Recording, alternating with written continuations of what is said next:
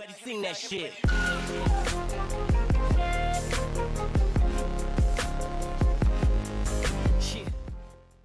England assistant Paul Farbrace gets audition for the top job.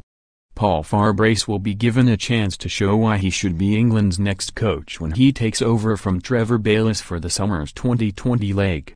The current assistant coach will be in charge against Australia at Edgbaston next Wednesday in the 3 2020 games against India that follow, with Bayliss instead taking time to watch the next generation. It is the first step towards the Australians' eventual departure after the Ashes next year and is clear evidence England are considering promoting from within in the form of the highly regarded Farbrace.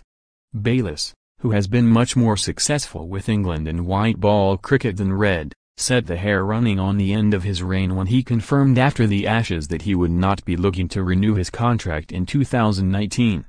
When Pakistan won the first test of this summer at Lord's, it looked as though that day would be brought forward, at least in the test game, but England's face-saving victory at Headingley bought Bayliss time.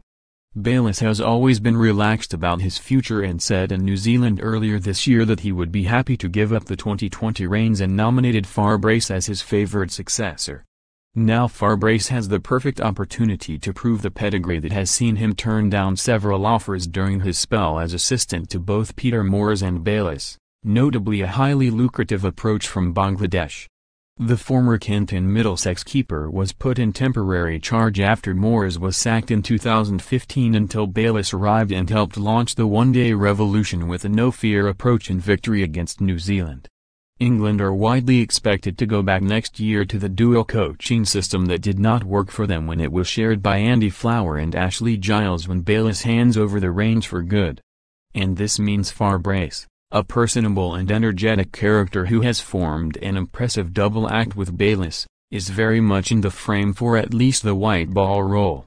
It has been a criticism of Bayliss that he does not know enough about county cricket, but packed international schedules have made it virtually impossible for him to watch the coming men. Now he will take an England Lions tri-series against India and West Indies while also watching county cricket.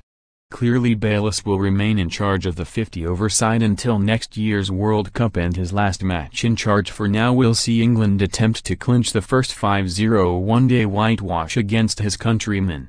Such has been the gulf between these sides in an utterly one-sided Royal London series that an Australian victory at Old Trafford on Sunday would be an even bigger surprise than a Panama win in Russia.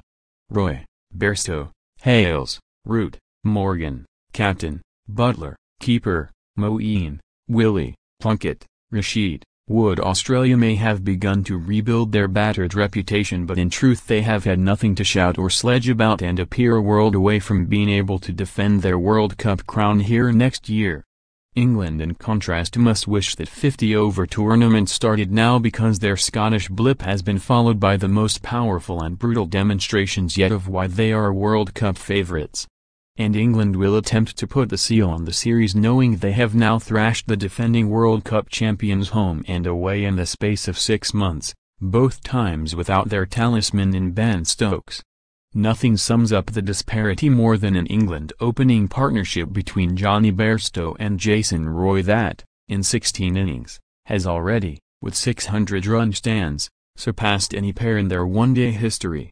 Once Roy and Bairstow had smashed 174 and 24 overs in the 4th International at Durham on Thursday, England had turned what was to become the second highest run chase in their one-day history to overtake Australia's 310 into little more than a stroll. Our main aim is to make sure what we're doing now are just stepping stones towards the bigger picture, the World Cup, said Roy after his second century of the series. It's great breaking records, but we realize we have to have this confidence and results this time next year.